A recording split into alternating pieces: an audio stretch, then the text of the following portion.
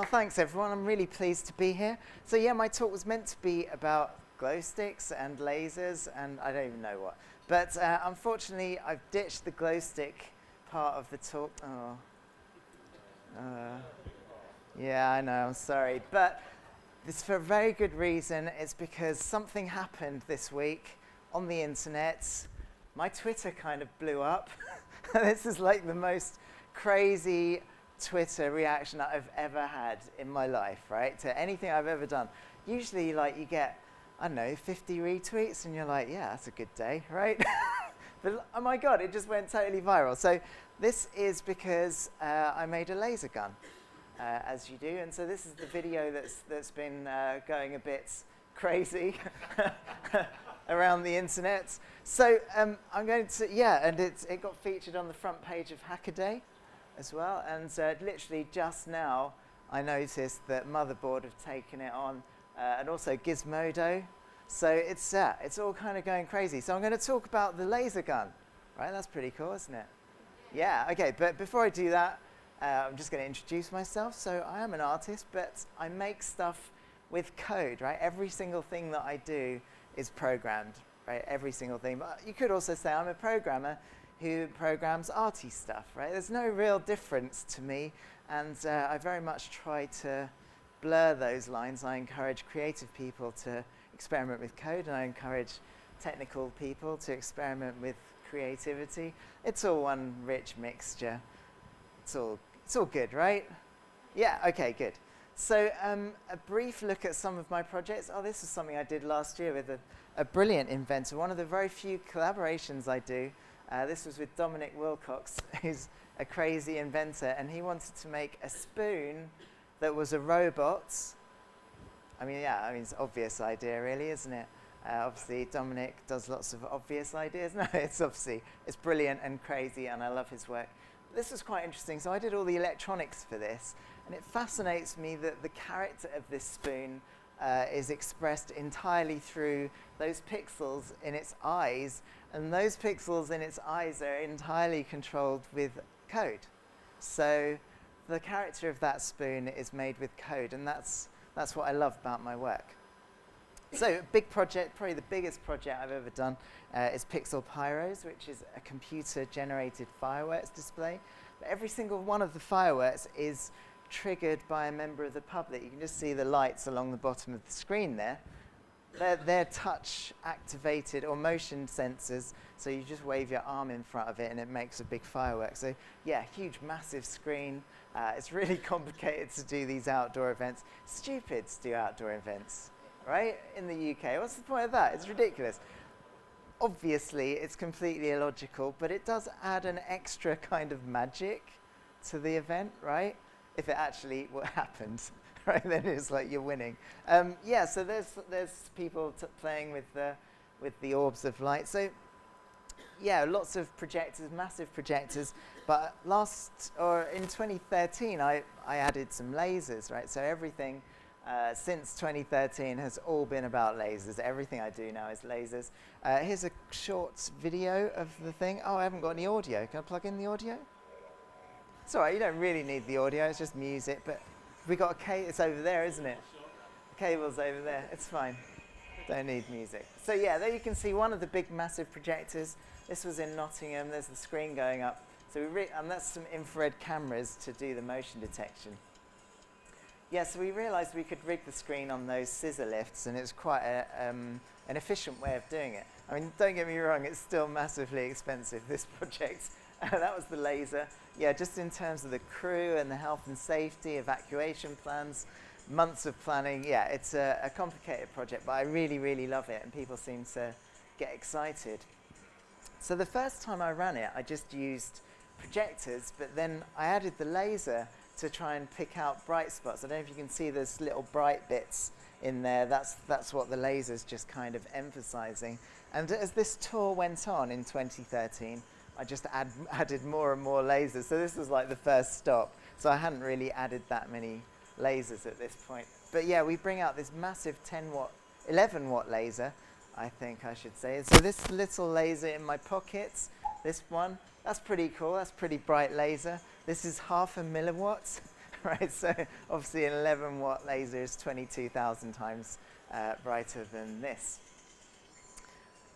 I also add Space Invaders, right? Just add a game to everything that I do. That's just what you have to do. Oh, and asteroids.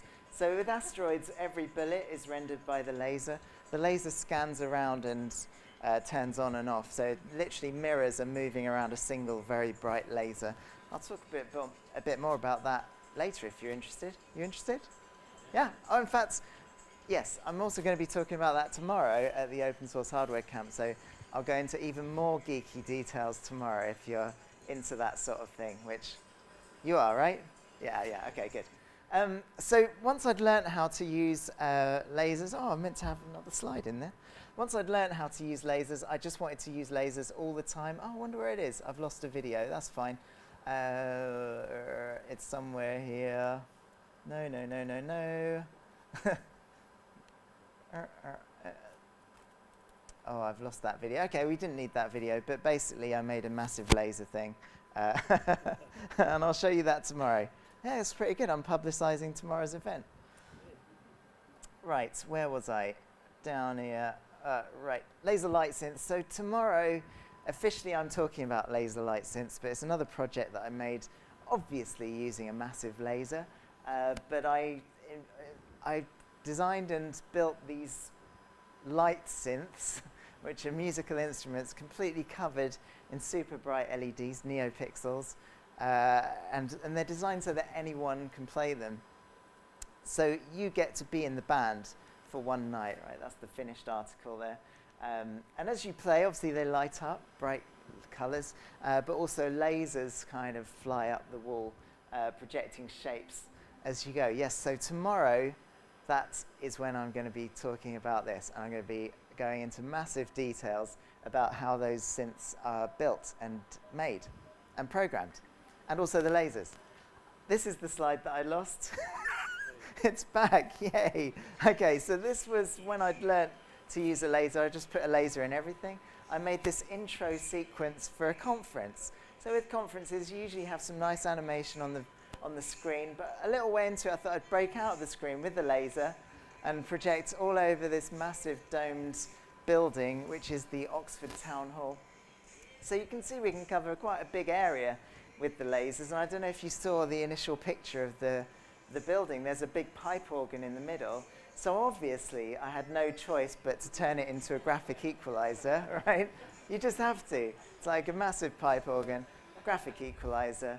That's, yeah, I had no choice. Also, I mapped the space in 3D, so I could sort of project lasers on as though they were mapped onto the three-dimensional architecture of the building. So for this effect, it actually looks like there's kind of a ring of lasers, even though it's just on the back wall.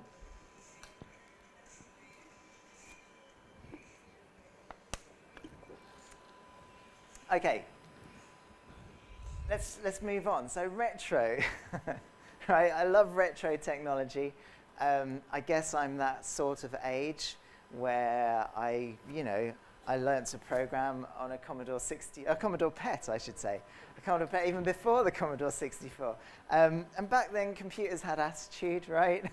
They didn't really have nice, shiny icons or anything like that. They literally would do nothing, right? You'd just type stuff. Hello, enter, syntax error. It's like they were the most computers were mean, right, in those days. They were so mean. All I wanted to do was draw pictures and make animations. So really that's why I learned to code, right? It wasn't because I wanted to be a programmer. It was because I wanted to draw pictures, and we didn't have Photoshop or After Effects or any of those creative tools back then. We literally had to learn to code. And really my career has just been a continuation of that concept ever since. But yeah, I love ripping apart old hardware, obviously, because it's just there's an elegance and simplicity to it that is quite beautiful. So this is a joystick from an Atari 2600. You see that circuit board there? I mean, I think that's probably hand-drawn, right? And so, it's obviously a much simpler time. And these contacts there are just sort of metal plates on top of the circuit board. And when you depress them, they make the connection. So it was even, I guess, before, like, decent micro switches were that available. It's interesting, actually, because The laser gun that I'll be talking about in a minute actually has a nice micro switch in it, but that was like maybe 3 or 4 years later from this, so like very different. You might see there that I've hacked into it a Trinket Pro into that joystick. So now this is a USB joystick. You know, that's, oh, you can see me doing it there. Yeah, I've got a nice video. Oh, you don't need to see any of that. But yeah, you can see the lights going on. So the Trinket Pro can just pretend to be a USB device.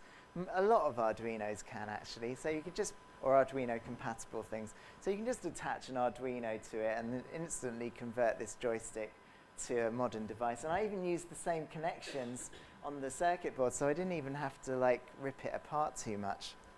Oh, Casio VL Tone keyboards.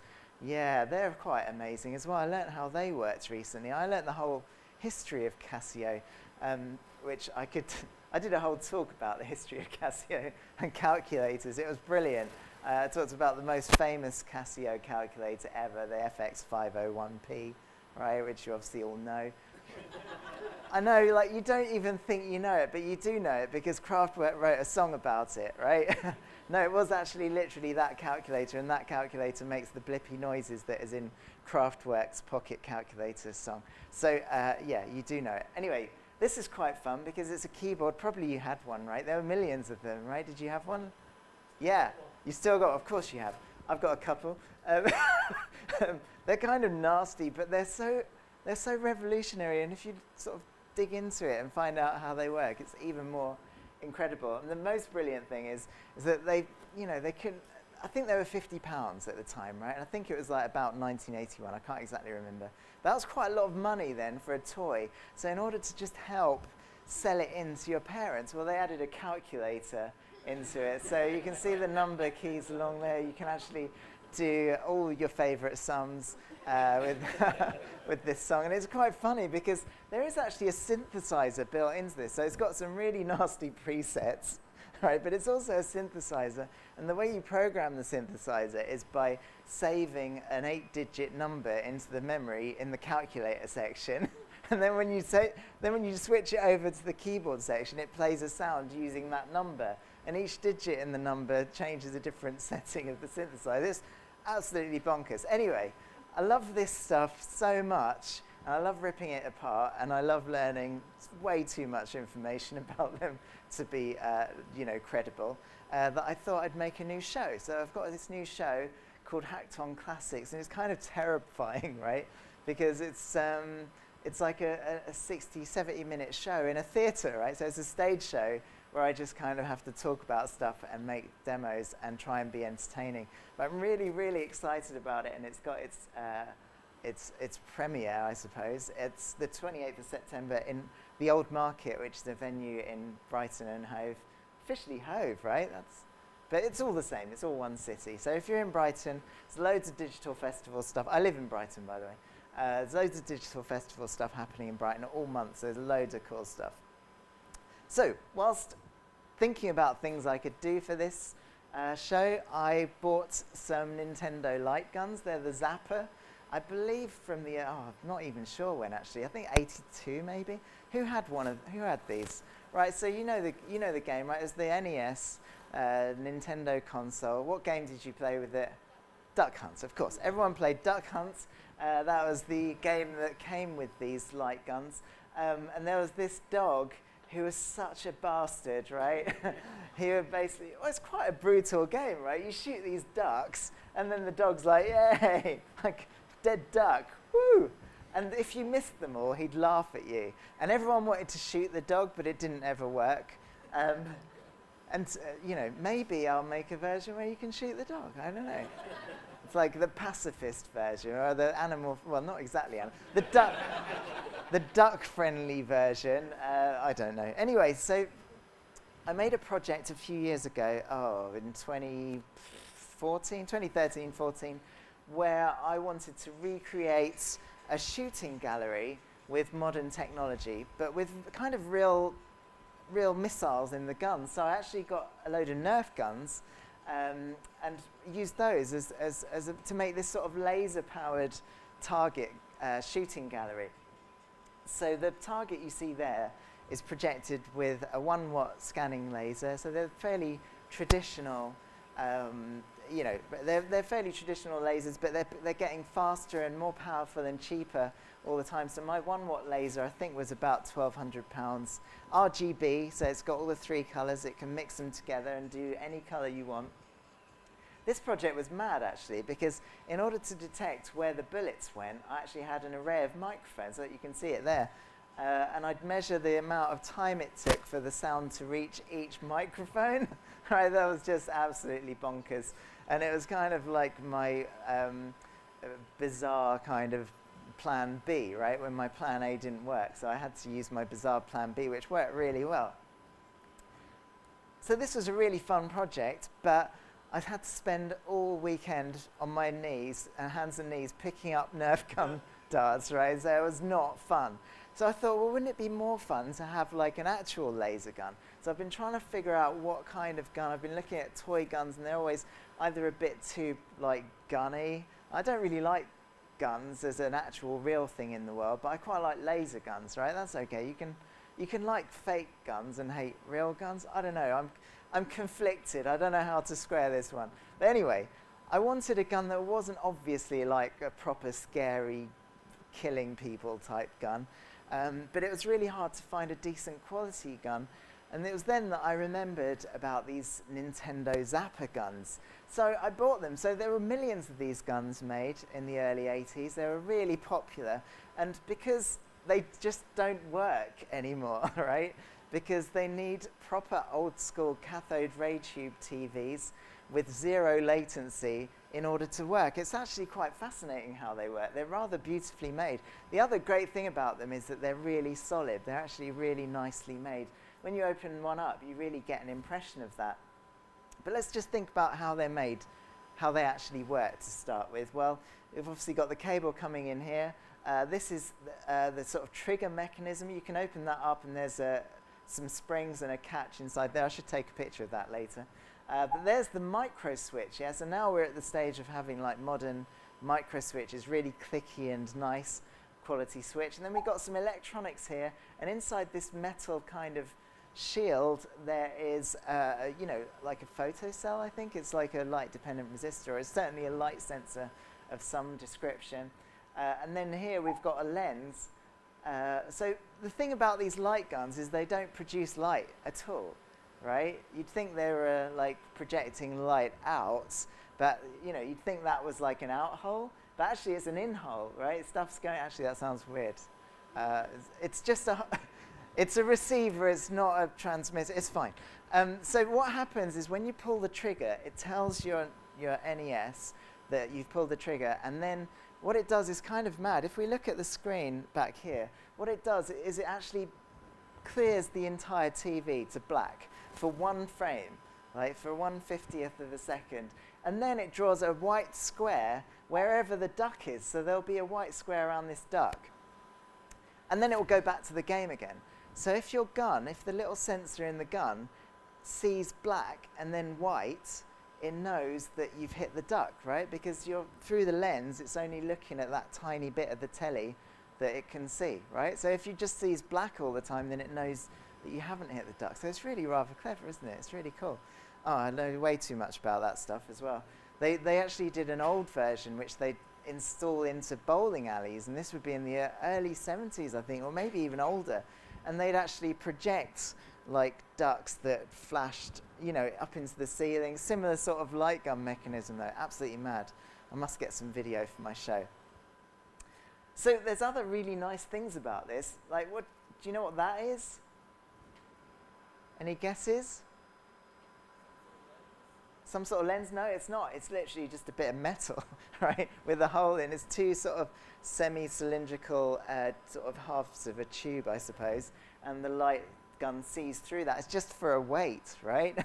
And then there's another weight here, right? So it's like those 2 things are just to make the gun feel better, right? So it's a really nicely made bit of gear.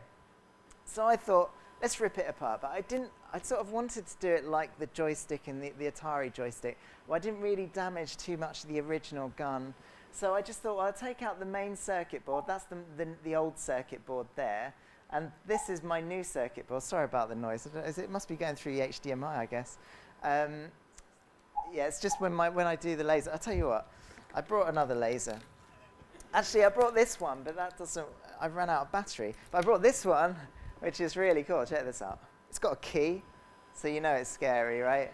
When a laser's got a key, you know it's scary. Whoa, look at that. That's kind of cool. Let's take the diffraction grating off. It's meant to be 5 watts, this laser. I can't quite believe that. It would just be ridiculous. It's properly blinding. So let's use this one. Whoa! I literally can't use this laser. It's too bright. Anyway, what was I even saying? Right, so I took out this... oh, jeez. All right, let's go back to this one. So I took out this. This was the original circuitry there, and I replaced it just with a bit of strip board, right?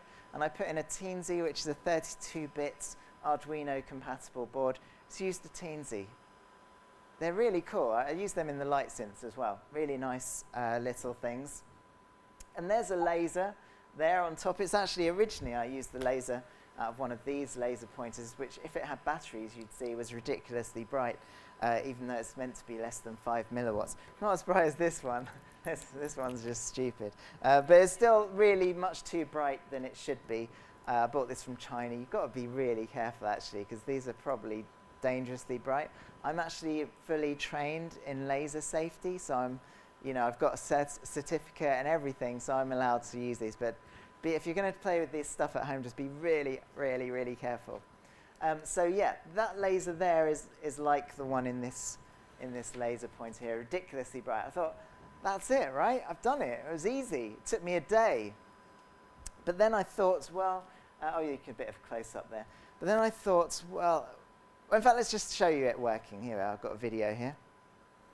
You can see that I can pull the trigger and you can see the light flash. And there's a little bit of I've got a smoke machine at home, so I just made a little bit of haze in the room so you can actually see the laser beam. But usually with the laser, you can't see the beam at all, right? There's no beam there. Even with my crazy, scary one here, it's like all you can see is the end, right? You can't see the laser beam. You need a smoke machine for that.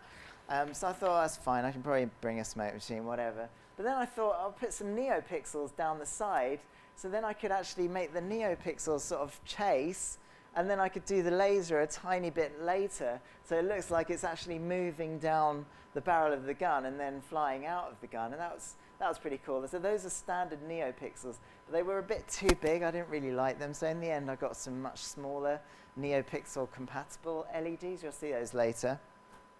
But then I thought, well, actually, it got a bit silly, right?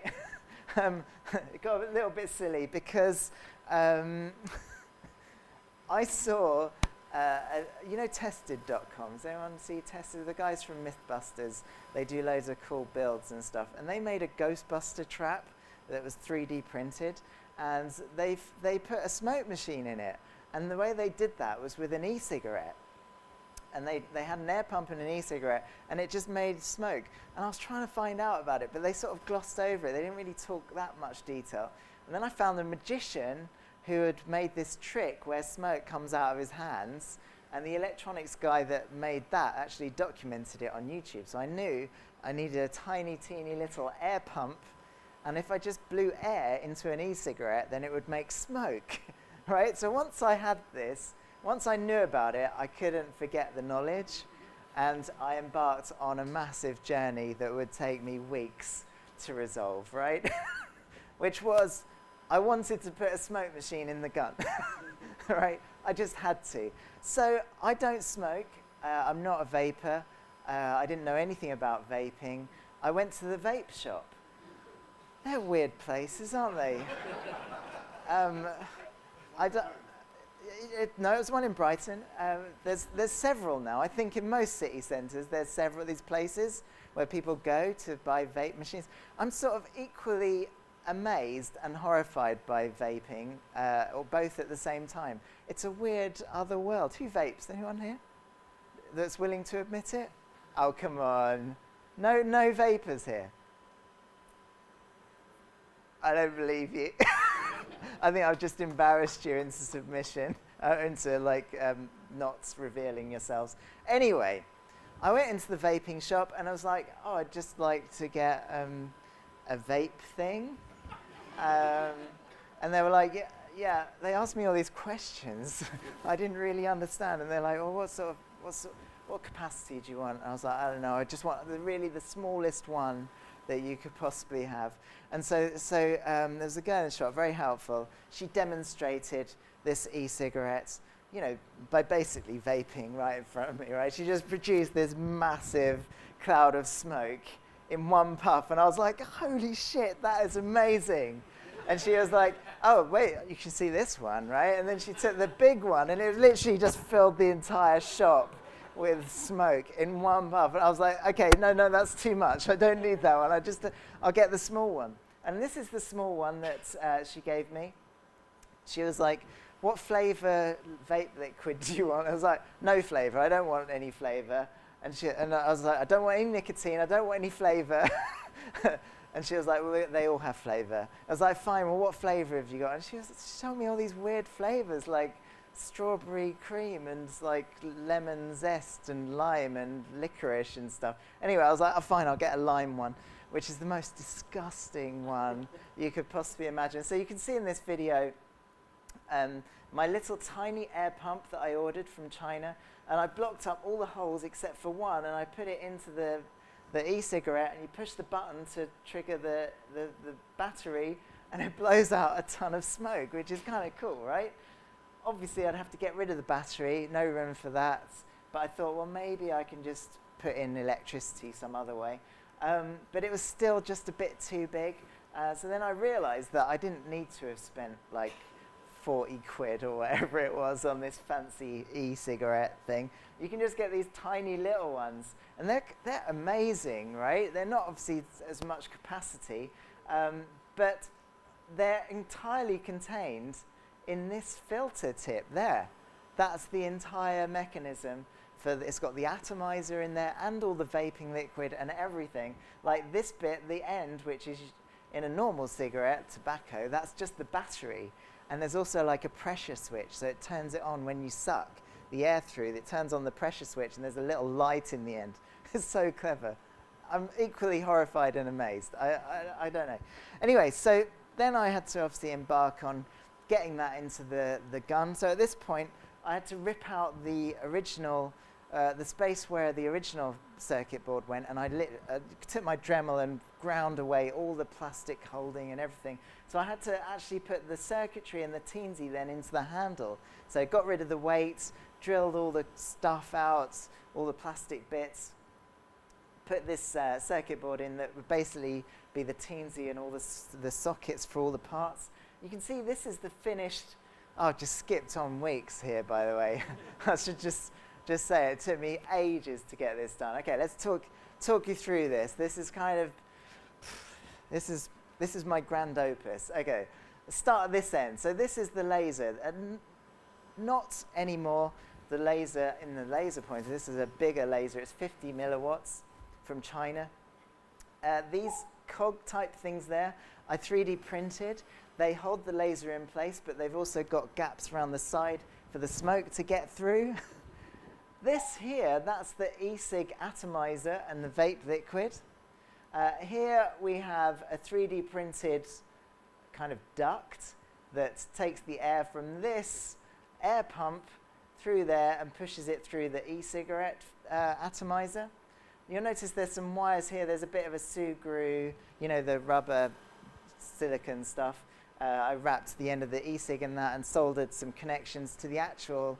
I basically locked off the thing with the battery in it, right? So I had the screw connectors, soldered some wires in, blah, blah, blah. So now I can actually replace this e-cig cartridge. I figured out how to refill them as well. They're not meant to be refillable, but I figured out how to do it in case I don't want mint-smelling ones anymore. Right, so then also there's a tiny fan there, because although the pump sort of pushes the smoke through, I need something else to kind of help to get it out the end of the gun. It's a bit weak. I'd really like a much more powerful fan. So if anyone knows about any fans that are less than about 15 mils in diameter, please let me know. Okay, so here's the original triggering mechanism, micro switch there. All the wiring into the teens, you see all these connectors there, they're just JST connectors from all the various bits. On the circuit board that I made, there's loads of MOSFETs to obviously power up, and 3 volts to power all these things. This draws about a current. This draws about 500 milliamps. This draws about 300 milliamps, probably about 2 or 3 amps of power in the end. Yeah, and then this cable there is going to the outside of the gun where the NeoPixel strip is. And you can see here, actually I figured out then how to get the wiring for the NeoPixels through the outside and cross from one side to the other through this copper foil connector, right? So now you don't, anyway, geeky detail. So you can see how packed in this gun is. Ridiculous, right? But of course I needed like laser gun sounds, but at this point it kind of went to shit a little bit. I put in an Adafruits amplifier that's 2.5 watts or 3 watts I think, and this transducer, which just basically vibrates really loudly, right? So it's really cool. It just made this really loud, pure sound that shook my entire hand, right? Unfortunately, it overheated. Can you see it melted my gun? So I had to get rid of that. But I'll figure it out next week, I promise. So the next thing was finding out where the gun was pointing, right? And then responding to that. So I set up an infrared camera. Now, it just so happens that these terrible, shitty lasers leak a ton of infrared, right? Which is terrible. It's a really bad thing. You've got to be so careful because they're really blindy. But in this case, that's really brilliant because I've got an infrared camera and I've also got a big laser, a big, expensive, proper laser that I can project shapes with. It's a scanning laser like the one I had on tour with PixelPyros. And that's got really good filters and really good lasers. That doesn't leak any infrared. So with my infrared camera, I can just see the laser that comes out of the gun and not the big, massive, powerful scanning laser that is my other laser. Right, so you can see now I can actually draw with the laser pointer. The infrared camera can track where the infrared beam is, and it can send that back out to the scanning laser. You can't see it, unfortunately, in this picture. I've just bought a new laser, 4 watts, right? So not as big as the 11-watt one, but still really, I mean, you can see how bright it is, right? This is in pure daylight, and you can see how bright that is. So I had all the parts. I had the gun, I had the smoke machine, I had the laser, and I put them all together, and then you could see that when I fired the gun, it actually left a mark. So my scanning laser is projecting those marks after reading the positions. And here is the video that's gone totally viral on Twitter, because once I fired the laser, you can see that then I read it in with the camera and made that sort of burst effect. You can see the smoke coming out, right? So that really helps to show the sort of laser beam coming out of the end of the gun. And then I installed this project for the first time at the Brighton Digital Festival launch party, which was the other night. And I love this video. This is a couple of guys in the Brighton digital scene who are just going to listen to the sounds on this.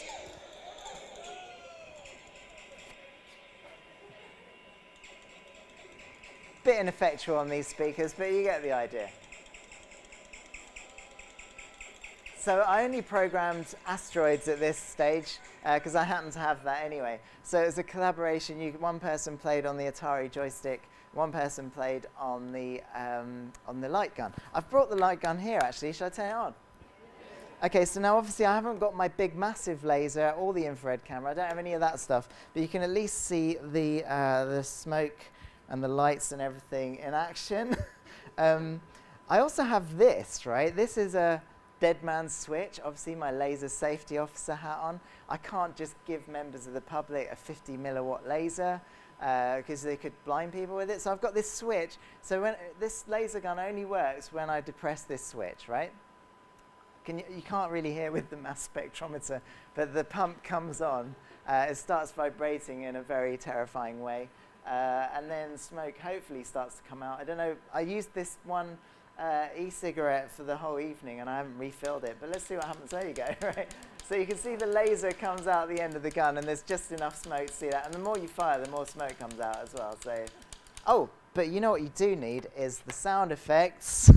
So obviously in the absence of a transducer melting my gun, I need to actually make this happen through my computer. It's a bit of a cheat, but there you go. What can you do?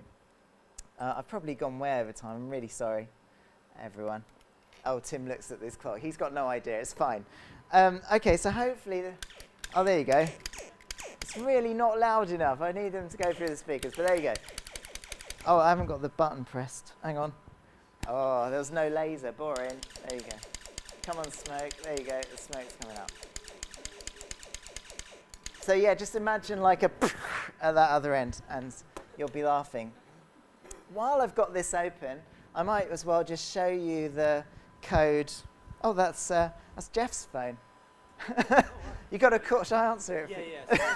No. It's a foreign number. We got tracking data on Jeff. It's probably India. They've tracked him. So this is the code I use to run the laser control software. I've programmed this all myself. Usually laser control software is a monopoly and you have to spend thousands on the stuff. So I've spent a few years working out all this. If I click my mouse, you can see that's the path the laser takes. I think I can slow down time as well. There you go.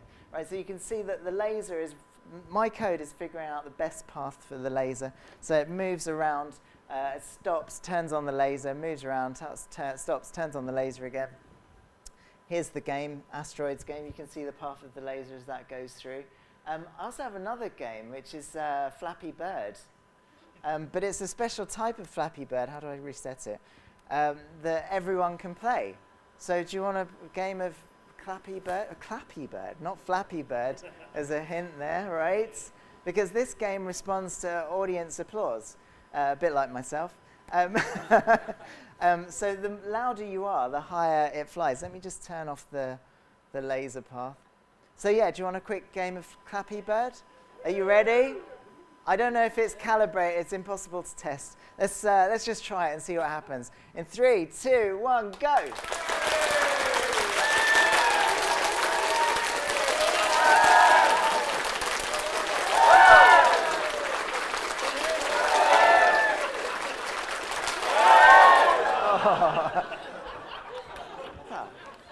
That was really good.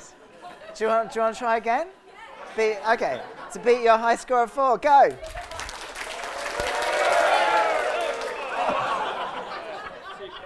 Little practice run there. Okay, go again.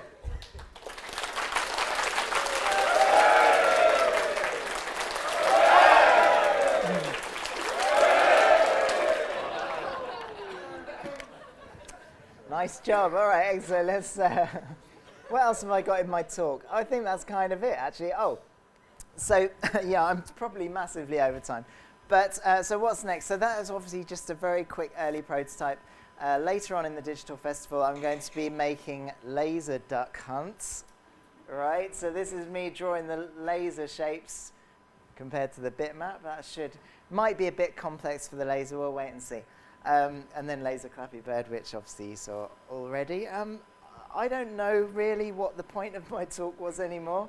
I got totally distracted by laser guns. But I'm going to be here, obviously, the rest of the day and tomorrow as well. So, oh, is there a question? Oh, the glow stick thing. Okay, so I've done stuff with audience participation with glow sticks as well, where I can sense the amount of motion in the audience, so I can see how much, if I give everyone glow sticks, they can wave them around and I can see how much motion there is. So I've got a few projects that use that, including one which splits up the audience into vertical strips, and each section of the audience is a different band member. So each one is bass, one is drums, one is guitar, one is keyboard, and the more motion there is in that strip, the more dynamic that instrument is. Obviously, it's a cheesy 80s band as well, because it's got to be. And so that's something I'll be doing at my show at the end of September. Tickets available now, hacktonclassics.com. Thank you for allowing me to do that terrible plug. I think that's probably all I've got time for, but thank you so much for listening. Come and find me if you've got any questions. But brilliant, thank you so much. Thank you.